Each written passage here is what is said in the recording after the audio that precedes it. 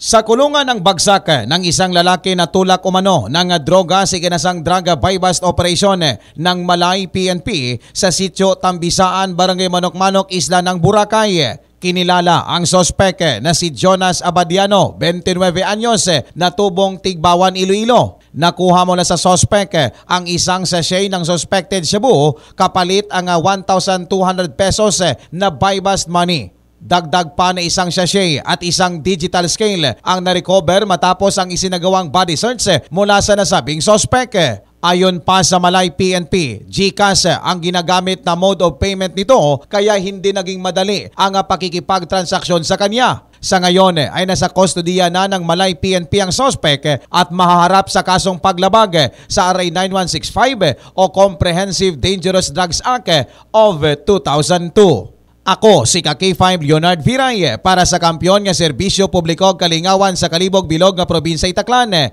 Rong kampiyon nga istasyon K5 News FM.